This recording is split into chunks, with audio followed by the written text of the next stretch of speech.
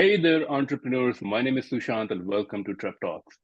This is the show where I interview successful e-commerce entrepreneurs, business executives, and thought leaders, and ask them questions about their business story, and also dive deep into some of the strategies and tactics that they have used to start and grow their businesses. And today, I'm really excited to welcome Illana Karcinski to the show. Illana is the co-founder of FairyTail Pet Care. FairyTail Pet Care is a wedding day pet care company, and today I'm going to ask Illana a few questions about her entrepreneurial journey and some of the strategies and tactics that she has used to start and grow her business. Now, before we dive into this interview, if you enjoy this kind of content, please make sure to hit the like and subscribe button. And for more content like this, please visit our website, treptalks.com. And with that, Illana, thank you so much again for joining me today at TrepTalks. Really, really appreciate your time. Absolutely. Happy to be here. So, as we were just discussing, it's such a unique business idea concept. Maybe that's where we can begin. Can you describe what is the service that you're offering? Yeah, absolutely. It's definitely something that kind of throws people off guard. We're the first wedding pet care company ever. So it can make people a little confused as to what exactly we offer. So just about 10 years ago, my best friend and I were in the hospitality industry seeing this problem popping up all the time. As lifelong dog lovers, we jumped at this opportunity because our clients, our friends, our family were all struggling with what to do with their dog on their wedding day. It's a day where you're in this crazy time planning this very important day, and everyone that you would normally trust to pet sit your dog is unavailable because they're attending your wedding, let Hmm. alone all the logistics that goes into trying to include your pet in your wedding day. There is such a skill set of pet care and understanding the wedding industry to incorporate them in a way that is safe and comfortable for your pet, but also makes sense for your big event. And so we kind of jumped at that opportunity, doing it for a couple friends and family members, realized how much really went into this service and could not believe there was not another company in the United States doing this. And so we started practicing the services, kind of figuring out what it would look like from literally nothing. And over the next 2 to 3 years, we really were able to, coin that wedding pet care company industry and also learn exactly what couples were needing so that we could provide that service for them. So this is not just a pet sitting business. I'm assuming because you're targeting this towards specifically the wedding day, you're doing a lot more, right? So you're pet sitting, but at the same time, I think I saw on your website you're also providing photography services. You are, maybe providing some sort of a dressing for the pet and so forth. So what can you describe, like, how do you prepare for someone's wedding day? Let's say they have a dog and they hire you. What is all the things that you would do on their wedding day? Yeah, for sure. So basically, they start by just feeling overwhelmed on what to do, whether it's just like you touched on that pet sitting piece, or they actually, want them to be a part of everything. I'd say half our couples do want their dog to walk down the aisle, mingle at cocktail hour, be a part of everything. The other half, they're really just looking to, have them in a couple pictures and know they're taken care of. So the big Okay. piece is the round trip transportation. Even if you do have someone that you trust with your dog on your wedding day, they have to leave typically when the reception starts as food is being served. So someone's going to have to miss part of your event to go take your dog home. So we provide that round trip transportation. There's a lot of planning that goes into it. So we're working with you and your whole vendor team leading up to the wedding day to put together a timeline for your dog, because we need to make sure they're where they need to be for all these different events on the wedding day and make sure that they're safe and secure and comfortable all day long. So there's a lot of planning that does go into it. On the wedding day itself, we don't actually take photos. We work with your wedding photographer that you've hired to help include them in pictures when they're needed and go explore and get exercise with them when they're not, so that, you're still able to get all those photos and then just pop your pet in the photos you want.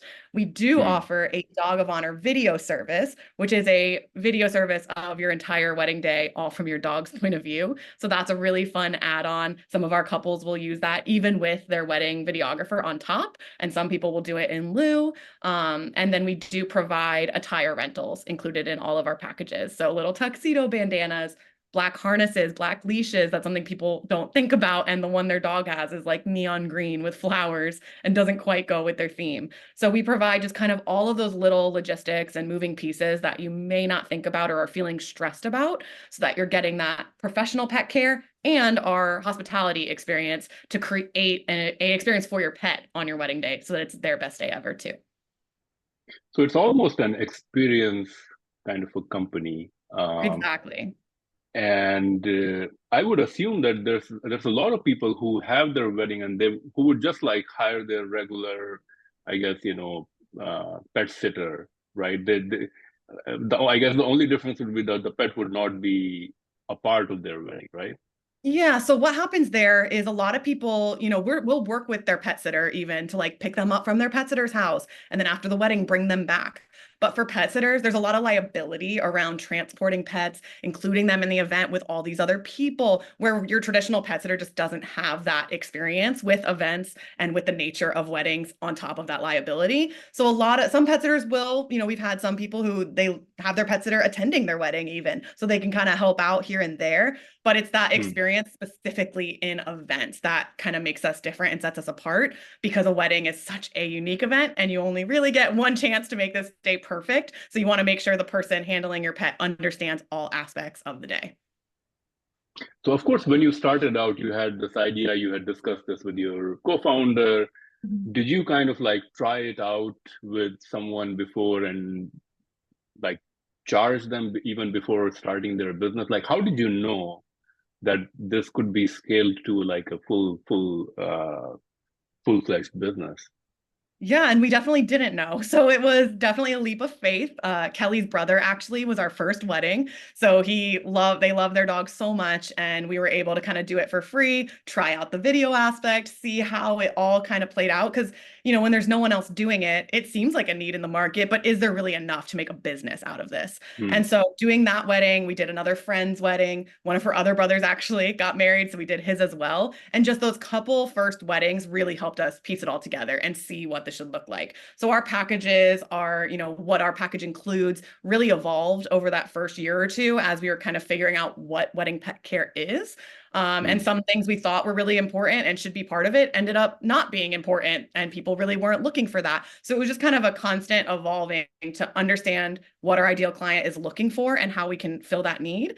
And then after 2 years, word started spreading without even really doing much, just because it is such a unique idea. People were really excited about it. And every wedding, you're getting that free marketing just by booking that client. You've got 50 to 300 guests watching you in action while you're doing this wedding and seeing how amazing you are with their dog and telling everyone they know who's engaged. So word just started spreading naturally. The vendors were loving it because not only do we help our couples, but we're also helping the vendors.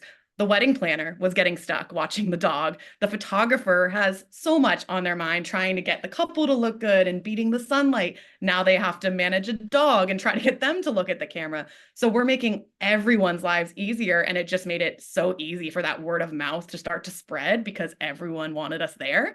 And in about 2 years, we were both full time. Wow. So you were able to leave your job and you basically go full time with your business. Yes. And in the beginning, we did offer traditional pet care services. So just, in-home pet sitting, things like that, because it took a while for people to understand exactly what we did. And for us to even, craft that wedding pet care service and what it looked like. So we knew we needed to get a little more traction to make this a full-fledged business. And so we kind of had extra offerings in those beginning days when we were trying to get our feet off the ground. And then once the weddings really were, our primary source of clientele, we were able to sell the pet sitting side of the business and just exclusively do the weddings. Okay. Now, to me, it seems like, when you started out in terms of investment, like this business at least seems like it doesn't require a huge investment upfront. Was there a monetary investment that required from you and your co-founder? Like, did you put some money in upfront on this, or it was pretty much, kind of, because it's pet sitting, you're basically using your time. Yeah, I mean, it's very, very low startup costs here. So I think between the two of us, we put in $2,500 to get up and running. Just the cost for those supplies, because we provide the attire rentals that we just keep on hand. So the black leashes and tuxedo bandanas, things like that. the business licensing, the bare minimum website maintenance, operational things. But really it was such a low startup that it made it a lot easier to take that leap and really we had played with a couple different pet business ideas and thought of different ways that we could make that shift because we always knew we wanted to work with animals. So when this idea came to us and we knew it was such a low risk investment that we could really see where it goes, and it definitely delivered. We were very grateful. Is there a bottleneck to this that, where you're two people, you can only do so many weddings, right, in a week, I guess. Do you have to, or did you hire more pet sitters who can kind of accommodate more weddings? I know you have created a franchise model as well, and I want to talk about that, but is there a bottleneck to your business or anyone who's creating a franchise where if they want to really scale, they have to, if they have to accommodate more weddings, they need more people? Absolutely. So we have a really, really wonderful team of contractors that work for us. We've taken, I think the most weddings we've ever had in one day was 9. We provide one handler per pet. So, a lot of households only have one. We've done 7 dogs in one wedding before. So I need 7 handlers for that one wedding. So it really can vary. Every event is totally different. And we touched on, weddings are our focus for sure, but we do occasionally get other events too. We've done birthday parties and quinceañeras and bat mitzvahs, all kinds of events where you want your pet present, but you don't really have that person to take care of them. So it's kind of like that special event pet care service in general, although weddings are 99% of what we do. So we have a really awesome team. Pretty much everybody that has come on has stayed with us because they just love it so much. It's such a fun job that is very part-time or can be part-time because every market has seasons in weddings where you're super busy times of the year, slower other times. And we've had a really, really great team that's been able to support us so that we can scale in our market here. Awesome. The question that I was going to ask completely skipped my mind, but let me ask you this. So your target market, to me, it seems like, would you consider your service to be more of a luxury service, like people who are a little bit more high end or planning a little bit more of a high end wedding would be more inclined to use this kind of a service? Yeah, that is something that we kind of were wondering in the beginning. We're like, is this a luxury service? Because it is something, of course, you don't need necessarily. But what we've learned is that really, we do see those luxury weddings, absolutely. But that's not really our client. Our client is just someone who loves their pet and considers them part of their family. We had a wedding once where the only vendors they hired, it was, a very low budget wedding. It was just the photographer and us because they wanted to elope, but they still wanted their dog there. So it doesn't matter what kind of scale, what budget you have. If you love your dog, you're going to pay for this service because you want them there. So it's been very, very special to see the wide range of weddings we've been able to be a part of, from the very, very low budget end to the extreme luxury wedding. We kind of fall all throughout it. As long as you just love your pet and consider them family, then this service is something that you're going to want for your wedding day. Wow, that's so interesting. In terms of getting your customers, I know that you have a website. But I think in the wedding industry side of things, because it's kind of a whole ecosystem, right? You have the wedding planners, you have photographers, you have, the catering people, you have all sorts of people who are kind of part of this industry. Is more of your clientele kind of driven by mutual referral kind of a thing? If there's a wedding planner, do you kind of target the wedding planner rather than the people who are getting married? Yeah, I would say, honestly, our number one referral source is word of mouth.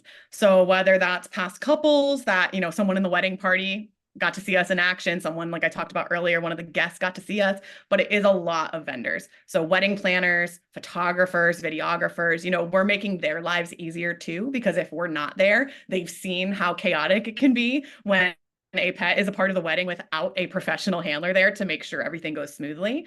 Venues have been a huge resource for us because a lot of venues don't allow pets, and they're seeing that couples are going to get married somewhere else if their dog can't be a part of their wedding. So having us on hand to cover that liability, to make sure we follow their rules, we're not in the certain spaces that they don't want us in, knowing they can rely on us rather than their aunt, has been a game changer for them. And so the vendors in the wedding community have taken us in with open arms and are truly our number one referral source, which is wonderful.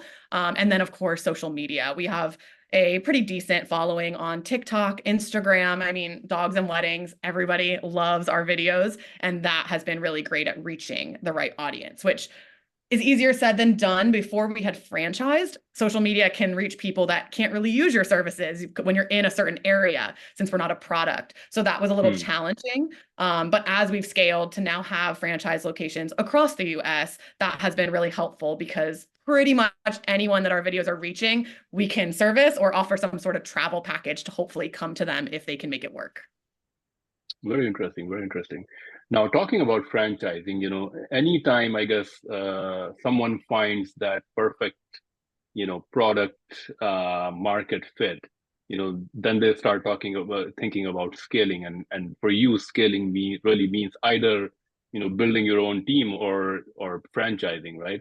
And you went the franchising way. Can you talk me through the process of how you decided that franchising was the right way for you to go, and what kind of steps did you take in order to kind of build that franchising structure?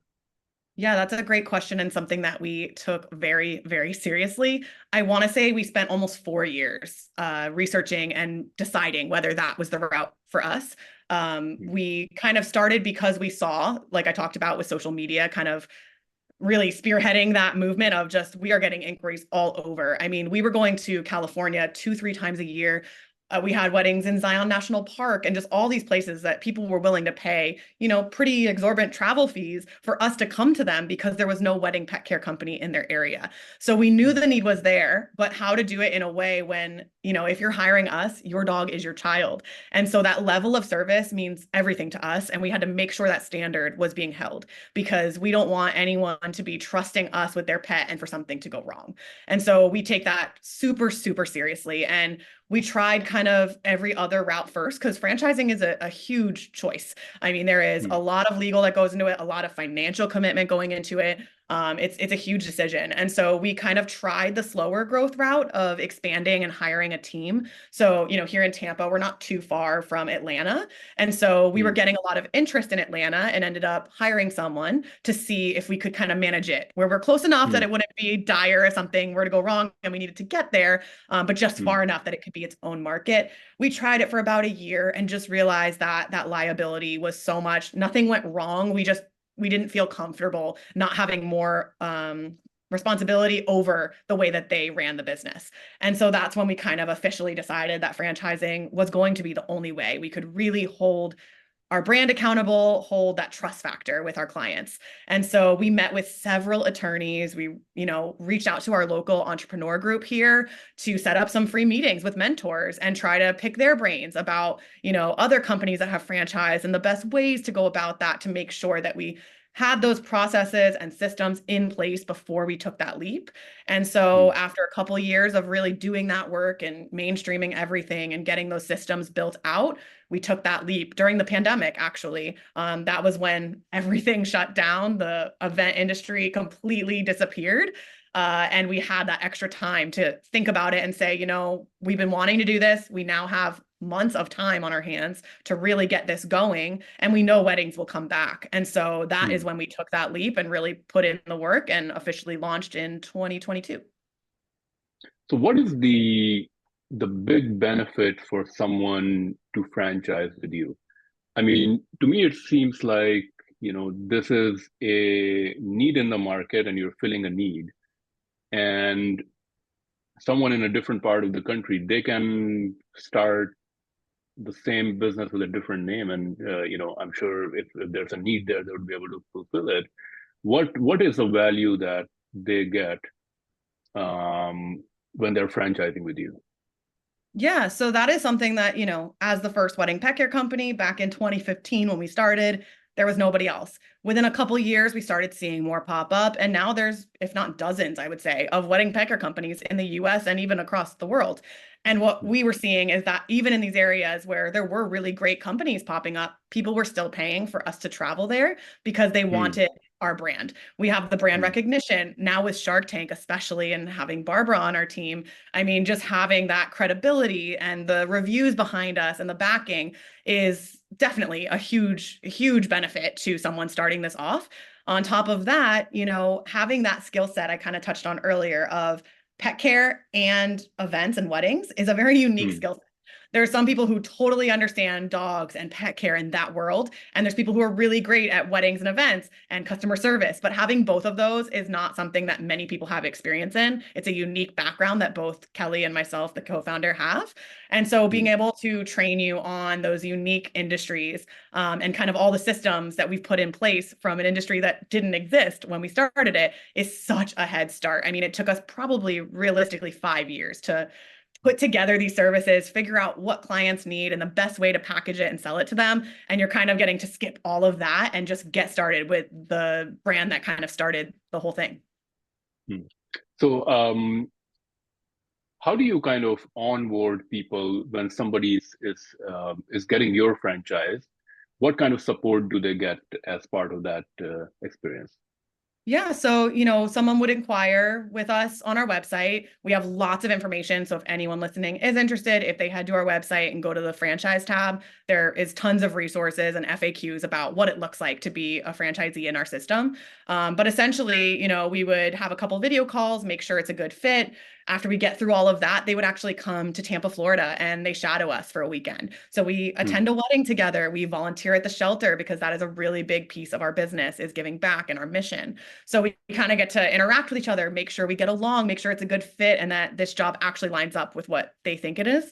And then as long as all that goes well, then they'd actually come back once everything is signed and official to train with us here in Tampa for anywhere from 3 to 5 days, depending on, you know, exactly we have going on at that time.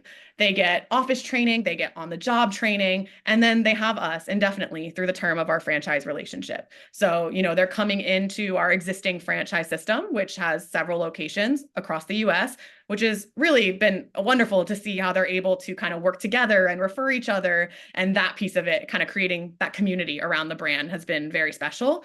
But of course, they have access to our operations manual that details out every single step of the business, from inquiry to working the wedding day and even following. So they have access to every single one of our workflows and systems that we use. And of course, our help with any questions that come up along the way. How do you judge that someone would make a good, franchise owner?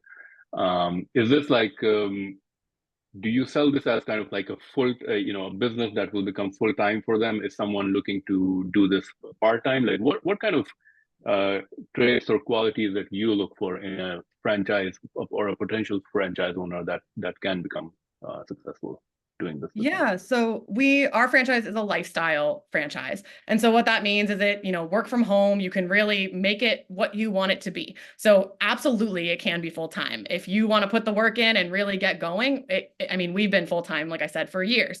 But it also can easily be a part-time business if that's all you're looking for. It is very low startup costs, so the risk to come in is very minimal. And then you really are going to get what you put into it. So weddings are primarily on the weekends. So really the physical commitment is primarily on Saturdays. The weekday commitments are very flexible. It's responding to emails, attending networking events. But again, you can really do as much or as little as you want. We do have, you know, minimum brand standards that we require, but there is a lot of flexibility there. So it can be a part-time job that fits in with your Monday to Friday, as long as you have that Saturday availability, since that is primarily when the weddings are. Or you can work really hard and put in the time to make it full time. You know, we are still a fairly new franchise, only about 2 years in. So we're still kind of waiting to see how it all pans out with our franchise locations that we have right now and kind of how it looks for everybody. But we definitely think that you have the option to really go either way with it. Now, as a business owner, how do you, of course, franchising is one way, but to me, it seems like you said, weddings are on the weekend, right? So what kind of metrics are you looking at to scale? I'm assuming that every wedding there's there's a certain amount of money that you can make, right? So it depends on number of dogs, it depends on number of hours. Um, what kind of things do you think about besides franchising that can help you kind of drive that revenue more? Yeah, Or like is you it that, in a season you have your targeted number that I'm going to do, 150 weddings this wedding season, and that's going to bring me X dollar of revenue, and that's good enough. And next year I'm going to add 10% more. Like, how do you think about, growing your business? Yeah, that's definitely one way of looking at it. And that kind of touches on what you said earlier about building a team, because we might have some franchisees that are, willing to not grow their team super large, only take 1 or 2 weddings a day. So then you're kind of capping yourself. Where if you grow your team, you can take up to 9 weddings a day or however, big you decide to scale it. So that's definitely one way of looking at it. Another piece, we're always looking at new ways we can add on and make our services even better. So like I touched on, we have that dog of honor video that we offer. Hmm. We recently made that a little bit bigger and added some social media content. So now you get 2 Reels or TikToks alongside your full-length YouTube video. So there's a lot of unique ways we played with, custom attire or like custom signs for your dog. There's different ways that our locations can really kind of amp up their services to offer more. And then there's other services we offer, like in bringing your dog to your rehearsal dinner the night before so that they can practice, helping include your dog in your engagement photos or your maternity photos. There's different photo shoots, and like I touched on, other types of events that we can include them. So there's lots of ways to kind of fill in those extra days with other types of events or other ways that you can upsell the current wedding package. It's really just up to each location and how they want to scale and what matters to them and what looks like a good schedule for them. I want to talk a little bit about your Shark Tank appearance. Can you talk a little bit about how you got the opportunity, and yeah, what was the experience like? I'm assuming you have a working relationship with Barbara, and what is it like working with her? Yeah, maybe talk generally about your Shark Tank experience and what has it been like after that. Yeah, happy to. So that whirlwind is, of course, the main word we've been using to describe that experience. It was definitely a whirlwind.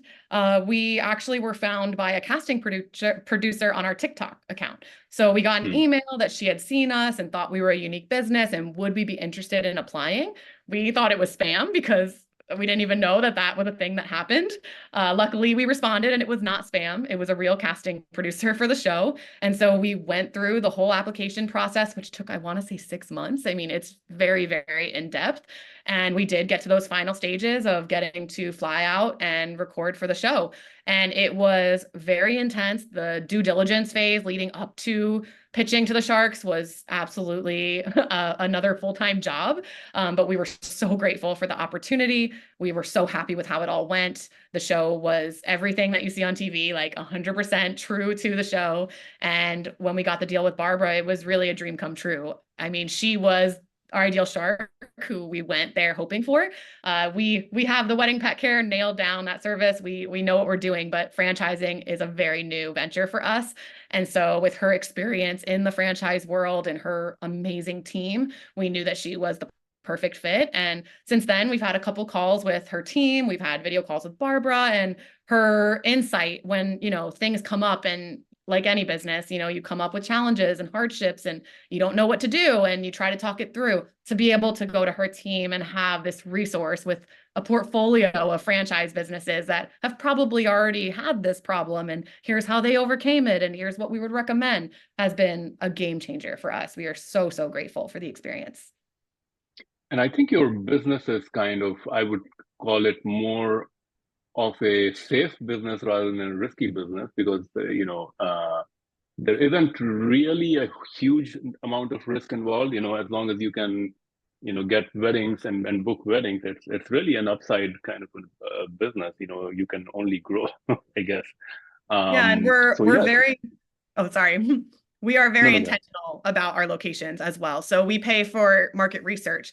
that tells us how many weddings are happening in a metro area, how pet friendly that area is. So that way, we're selling these markets and these franchisees based on knowing that there is an opportunity there for wedding pet care to really take off in their market. What have you learned about weddings in America through attending all these weddings? Are there like different parts of America have different kinds of wedding?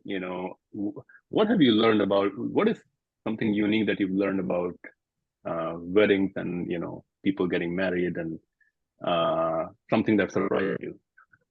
Yeah, I like that question. It is so vastly different one wedding to the next. It's honestly one of my favorite parts of this job is I never get bored. When I go to work to a wedding, I truly have no idea what to expect. The nature of events is there's always going to be something that doesn't line up with the timeline or something that's unexpected. And I live for that. I love that thinking on your feet and just kind of going with the flow and making the best of every situation. So every wedding is so, so unique. The one thing that sticks out to me is that a lot of weddings, couples kind of just get carried away with the event itself. And it's this big party and they forget kind of what it's all about. And it kind of just runs away from them. So my favorite weddings are the ones where, whether it's small budget or big budget, they know that this is about them celebrating their love, and they just are so happy to be there and to be making this commitment to each other in front of all of their favorite people. And those weddings are just the most warm and wholesome. And, I'm just so grateful to be able to step into this beautiful moment like as this stranger and get to be a part of this incredible day for them. When I show up with their dog, you just see everyone's faces. All the stress is gone. Everyone is so happy to see them. And those are just the moments that I live for. It's the best. I mean, it's so interesting that you are kind of sharing so many people's such, I guess those are some of the happiest moments in their lives, and the associations that you're making with that memory. I would Yeah. almost say that you should have like some sort of a follow-up service that you can offer. Maybe I know. with People the ask birth us of all their the children. time because that's the hardest part. We say we spend all day becoming best friends with your dog, truly. Like we fall in love and then we never get to see them again. It's horrible. I think about the dogs that I've been plus ones to all the time. And we wish that we could have come up, when we had the pet sitting, it was great because then now they can use us for that pet sitting whenever they need it. But realistically, the logistics of being a pet sitting company was just entirely too much. I mean, having to manage a team that can stay at someone's house for 9 days while they're out of town and coordinating all of that, while we loved when we had the pet sitting business and loved our clients, the logistics and the liability was just way too much when the weddings were always what we were passionate about. So as much as we wish we could have that follow-up service for them, it just doesn't make sense, unfortunately. So we do occasionally get to see them again. I have one coming up actually in 2 weeks. We did their wedding back in 2022, and now they just reached out again. They want to do family holiday photos, but they have 3 dogs. And they know it's going to be crazy. So they're hiring us to help include their dogs in photos. So we've had a few of those where we can find ways to kind of still see each other and do those fringe services for them and still be a part of their family. Now, you mentioned liability a few times. What are the liabilities? I'm assuming, I mean, one liability could be that, there's some sort of the pet doesn't damage anything in the venue or disrupt the wedding ceremony or anything like that. I mean, other liability could be that anything happens to the pet itself. What are the kind of liabilities that you have to think about in this business? Yeah, the main liability concerns are, that you are taking care of an animal. And so you're transporting them in a car, which we know that already alone is an issue. So we need to make sure we have liability for their pet while we're transporting them, which isn't really like in a basic pet care insurance policy. So you want to make sure you have that transportation liability. Also, like you touched on the venue, a lot of them have very specific rules and very expensive things in their venues, especially these nicer venues. So making sure the dog's not going to the bathroom in the venue or destroying anything in the venue. You're dealing with a lot of guests that are going to try to interact, children that are going to try to interact with the dog at the wedding when maybe this dog doesn't love strangers, and you have to be really, really aware of the dog's behavior and if they're actually enjoying this experience or if you need to step away. So a lot of it is, again, that knowledge of dog behavior and pet care to understand kind of where the dog's limit is We do a lot of background work when the client books we have like a whole questionnaire, their dog. We have an online software where they fill out their dog's profile. And I mean, it's very, very detailed with every question you can imagine so that we can understand their dog before the wedding day. We also offer in-person meet and greets, which we highly encourage with our couples so that we can meet their dog or their multiple animals before the wedding so that they know us on the wedding day, and we can make sure that we can understand kind of, do they have separation anxiety? Are they okay around children? Do they get stressed in crowds? Those types of things that are so important to know, but the couple may not think to tell us because they're caught up in the planning process. So those are kind of all those things that we try to get ahead of so that there is no liability issues, but it's all things you have to be prepared for, of course. Now, when I talk to a lot of e-commerce businesses and they go on Shark Tank, it's like before the show airs, there's a whole preparation process. They get all the stock filled up because they know that once the show airs, it's the orders are going to come in. Has it been like for your business? Were you kind of ready with the phone, or did you see a lot of new people inquiring about your business or phone calls coming in? Did you see anything different once the show aired, your show aired? Yes. And because we're not a product, of course, that is something, most Shark Tank pitches or companies are product based. And so it was like, what is this going to look like for us? We're not sure. We had a call with Barbara's team of kind of what to expect, best practices for that night to make the most of it. The website traffic was insane. We, on average, would get maybe 1 or 2 inquiries for people that want to start a franchise in their city, about a month, 1 or 2. That night, that week after we aired, we had 300 inquiries for people that wanted to start a franchise. And so it was a lot. We learned a lot about better ways to kind of qualify people because we used to set up video calls with everyone to get to know them and see if it's a good fit. So that was a fun little practice for us, but it was incredible.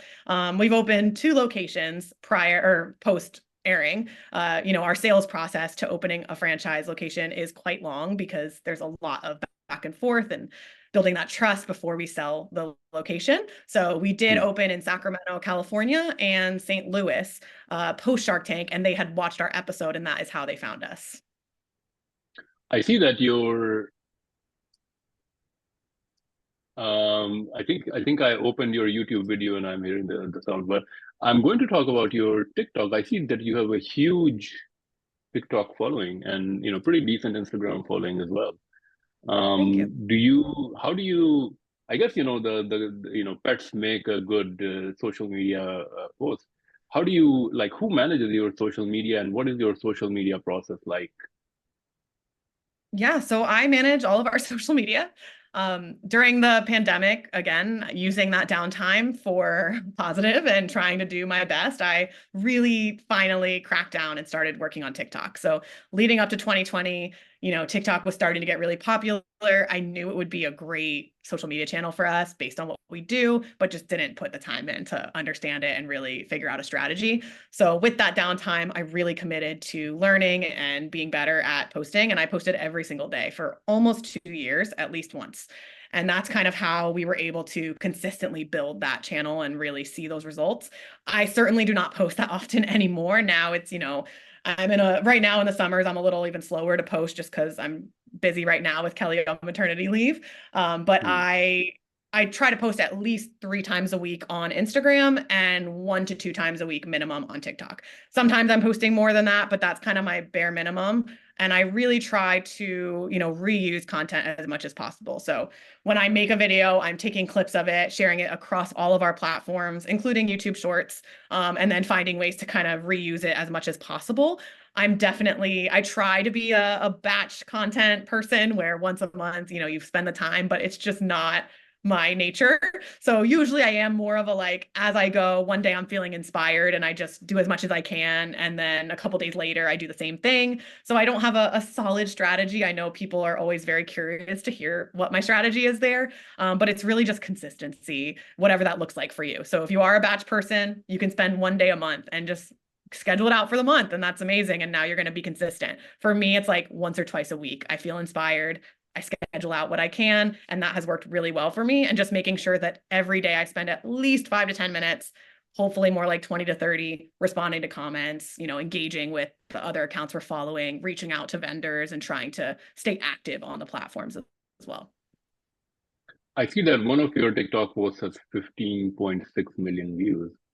Do you find social media to be really a hit or miss? Like it's quite unpredictable. You never know what's going to work or not, or have you kind of figured out what kind of posts get better traction than the others? Yeah, I mean, it really is hit or miss, which is wild. Some of the videos I spend hours making, and I'm like, this is it. It's going to do great. They get 200 views. And then the one that is a trending sound that I'm like, hold on, I have an old clip that'll work for that. Let me just throw it up there in 10 seconds. And that one gets millions. So it is very, very hard. One thing that I've realized is for me personally, the time of day, and like I used to be really, really, I pay very close attention to the analytic of what time of day should I be posting on each day. That really bared no fruit for me. I did not find that helpful. And I was wasting so much time trying to be intentional about that.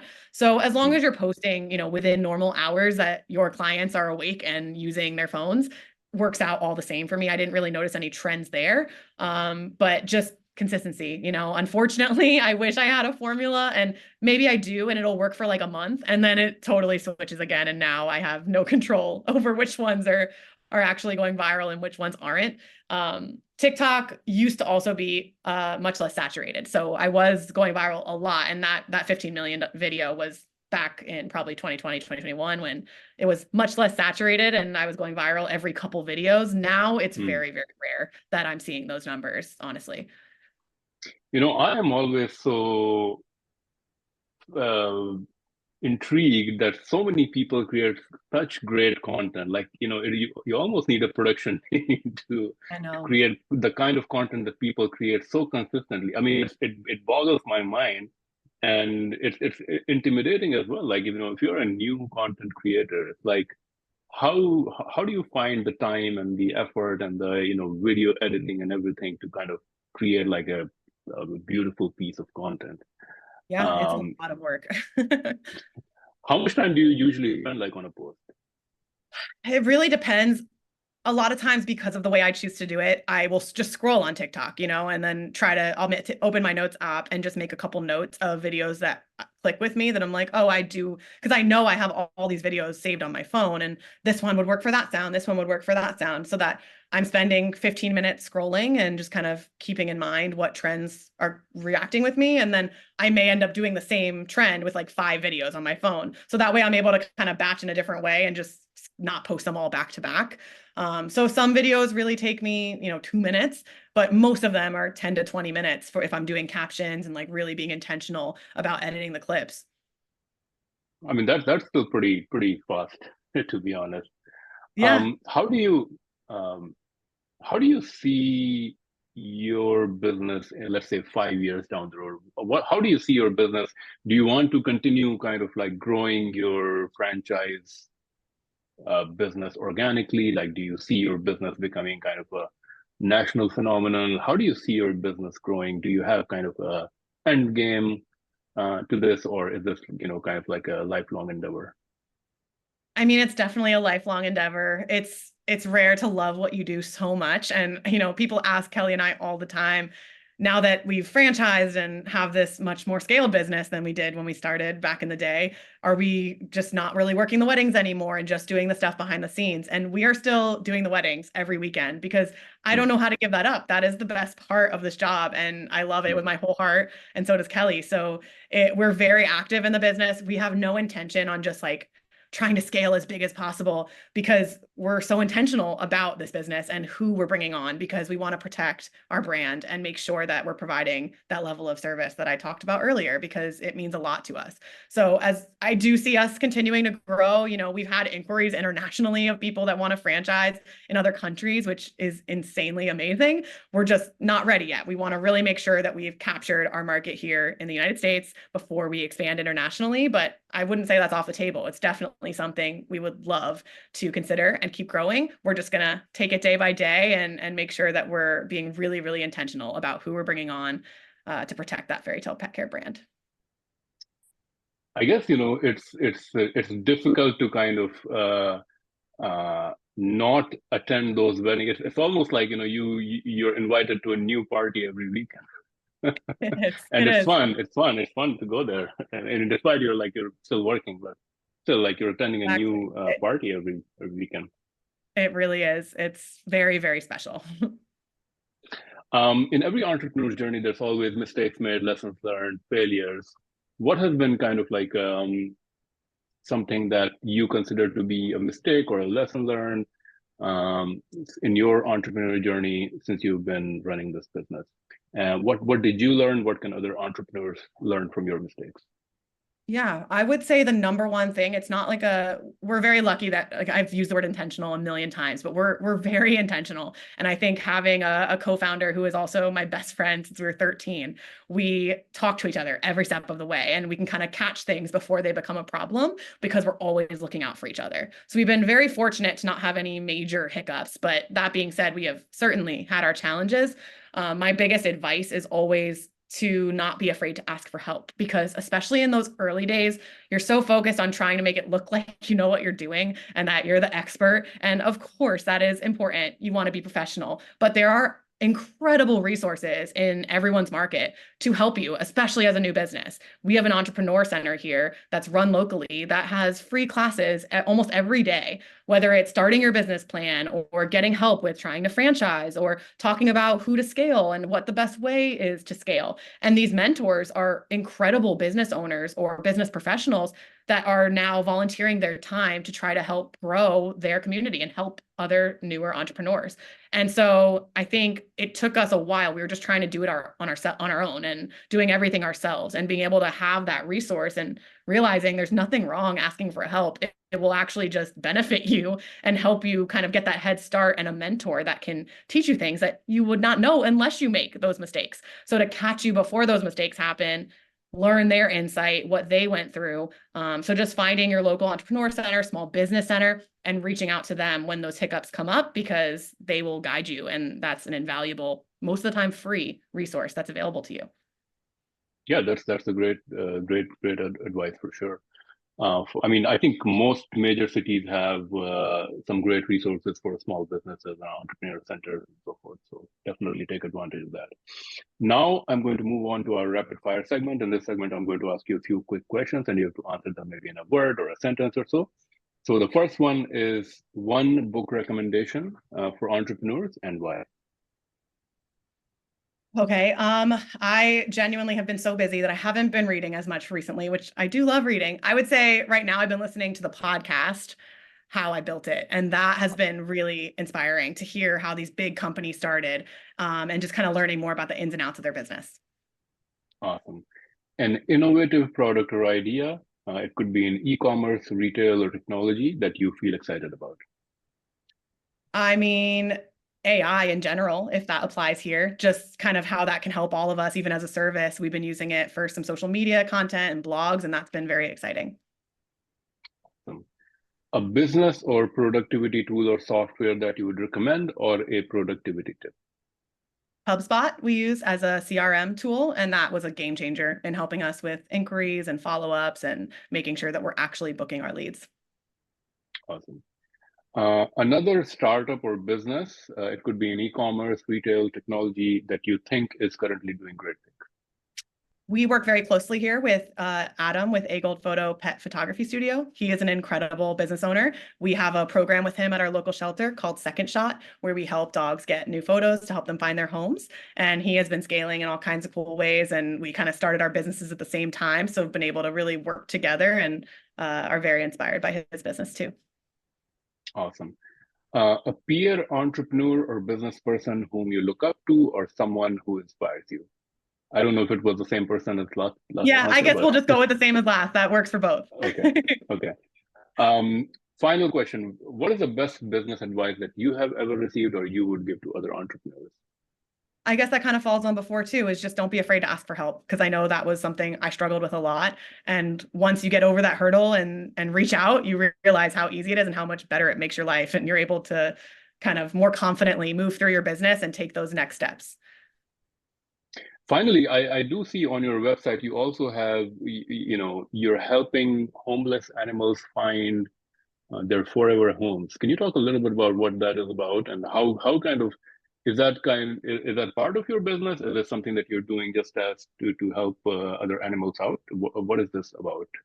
Yeah, I'm glad you brought that up. So that has always been a big part of our business since day one. Like I touched on, we love dogs. And so when we started this business, we wanted to make sure we had a mission that would actually give back to our local homeless animals and find a way to give back. So here in Tampa, we go every week with that photographer I mentioned, Eagle Photo Pet Photography Studio, and we set up his studio at our shelter and take photos of the dogs who have been there the longest. If you look at my recent Instagram post, the last three were actually three dogs who have been there that really need to find homes, and we create video content around that to kind of showcase their personalities and show why they shouldn't be overlooked and why they are deserving to find their forever homes.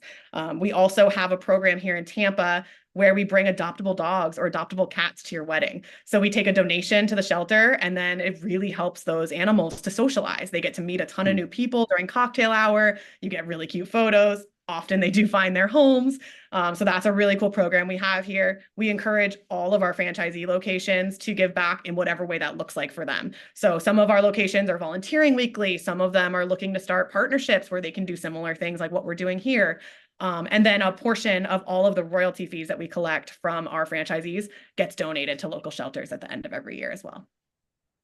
Wow, that's so much interesting, and yeah, I guess a win-win for if people can find their pets and pets can find a home. I think that's a really great way to do it. Exactly. Well, that was all the questions that I had, Illana. Thank you so much for sharing your story. If anybody wants to find your service or is looking to inquire for a franchisee opportunity, what is the best way to get more information? Yeah, so you can find everything on our website, which is fairytailpetcare.com. For anyone listening, it's TAIL, not TALE. So fairytailpetcare.com, or you can check us out on any of the social media channels at fairytail_petcare. Well, Illana, thank you so much again for sharing your story, for sharing your business successes, some lessons learned. And yeah, thank you so much again for joining me today at TrepTalk, and wish you all the very best. Thank you so much for having me. Have a great rest of your day.